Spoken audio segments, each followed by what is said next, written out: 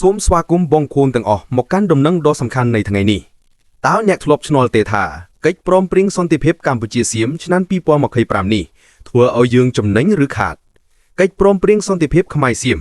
ជ័យជំនះដោយការទប់ទល់ដោយនំក្រកឆ្អិនល្អឥតខ្ចោះ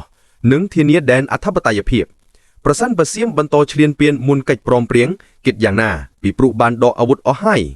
តើរាល់ការរងផលខូចខាតផ្សេងៗនរណាទទួលខុសត្រូវ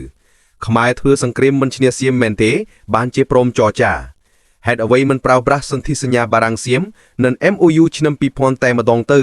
ចាំបាច់ត្រូវបង្កើតកិច្ចព្រមព្រៀងសន្តិភាពថ្មីធ្វើអ្វីហើយសន្តិភាពនេះគឺជាស្នាដៃនៃការអត់ធ្មត់និងយុទ្ធសាស្ត្រដ៏ឆ្លាតវៃចូលរួមជាមួយយើងដើម្បីស្វែងយល់គ្រប់ជ្រុងជ្រោយពីជ័យជំនះនៃការទប់ទល់និងការពារអធិបតេយ្យភាពជាតិខ្មែរ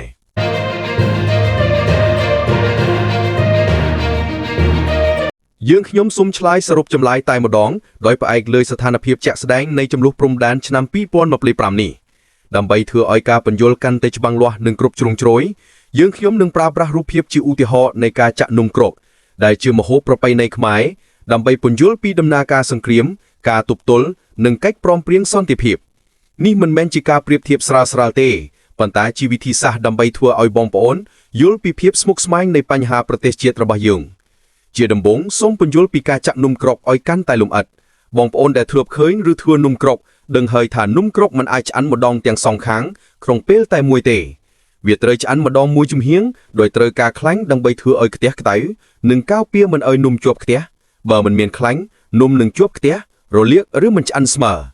កាលណានំឆ្អិនមួយជំហៀងហើយយើងត្រូវត្រឡប់វាហើយដាក់ពីលើនំក្រកមួយទៀតដែលមិនទាន់ឆ្អិនដើម្បីឲ្យកម្ដៅចែកចាយស្មើគ្នានិងឆ្អិនទាំងពីរជំហៀងនេះជាដំណើរការដែលត្រូវការអត់ធ្មត់និងបច្ចេកទេសត្រឹមត្រូវដើម្បីទទួលបាននំឆ្អិនល្អឥតខ្ចោះដូចគ្នានឹងរឿងចំនួនព្រំដែនកម្ពុជាសៀមឆ្នាំ2025នេះដែរចំនួនបានផ្ទុះឡើងនៅថ្ងៃទី28ខែឧសភាឆ្នាំ2025នៅតំបន់ត្រីកោណ Emerald Triangle ដែលជាតំបន់ព្រំដែនដែលមានធនធានធម្មជាតិសម្បូរបែបប៉ុន្តែពោពេញទៅដោយមីននិងចំនួនដែនដីមានកងទ័ពកម្ពុជានិងសៀមប៉ះទង្គិចឈ្នាដែលបណ្ដាលឲ្យទាហានខ្មែរមួយញាក់ស្លាប់និងមានរបួសជាច្រើនហើយសៀមបានចោទប្រកាន់ខ្មែរថាដាក់មីនថ្មីតាមព្រំដែនដែលបានធ្វើឲ្យទាហានសៀមយ៉ាងហោចណាស់6ញាក់រងរបួសរួមទាំងមីនប្រភេទ PMN2 ទៀតផងកងទ័ពសៀមបានផ្ញើលិខិតទៅកងទ័ពខ្មែរទាមទារឲ្យដកអាវុធធុងនិងដោះស្រាយមីនតាមកិច្ចព្រមព្រៀង4ចំណុចក្រោយមកនៅថ្ងៃទី16ខែមិថុនាឆ្នាំ2025កម្ពុជាបានផ្ញើលិខិតទៅតុលាការយុត្តិធម៌អន្តរជាតិ ICJ ស្នើសុំជំនួយដោះស្រាយជម្លោះព្រំដែនហើយរហូតដល់ថ្ងៃទី19ខែតុលាឆ្នាំ2025នេះសៀមនៅមិនទាន់ដោះលែងទាហានខ្មែរ18នាក់ដែលត្រូវចាប់ខ្លួនតាំងពីថ្ងៃទី29ខែកក្កដាឆ្នាំ2025នោះទេនាយករដ្ឋមន្ត្រីសៀមថ្មីបានសន្យាដោះស្រាយជម្លោះនេះប៉ុន្តែនាយករដ្ឋមន្ត្រីសៀមថ្មីមិនបានគោរពតាមសន្យានិងកិច្ចព្រមព្រៀងដែលមានហើយនោះហើយនៅក្នុងសង្គ្រាមនេះសៀមជាអ្នកឈ្លានពានប៉ុន្តែខ្មែរយើងបានទប់ទល់ដោយជោគជ័យដែលអាចចាត់ទុកថាជាជ័យជំនះព្រោះសង្គ្រាមមានតែឈ្នះឬចាញ់មិនមានស្មើគ្នាទេដោយនំក្រកដែលឆ្អិនមើលជំហៀងហើយយើងបានការពារដែនដីបានប៉ុន្តែដើម្បីបញ្ចប់ដោយសន្តិភាពត្រូវការខ្លាញ់ប្រៀបដូចនឹងកិច្ចព្រមព្រៀងសន្តិភាពដើម្បីធ្វើឲ្យក្តៅខ្ទះប្រៀបដូចនឹងកម្ដៅនិងមិនឲ្យជាប់ខ្ទះប្រៀបដូចនឹងការពារមិនឲ្យចំនួនអូសបន្លាយកិច្ចព្រមព្រៀងសន្តិភាពនេះត្រូវបានគ្រោងចុះហត្ថលេខានៅកិច្ចប្រជុំកំពូលអាស៊ាននៅម៉ាឡេស៊ីនៅចុងខែតុលាឆ្នាំ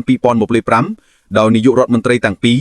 និងមានប្រធានាធិបតីអាមេរិក Donald Trump ជាសាក្សីរួមជាមួយនាយករដ្ឋមន្ត្រីម៉ាឡេស៊ីលោក Anwar Ibrahim ជាប្រធានអាស៊ានផ្ដួវេនផង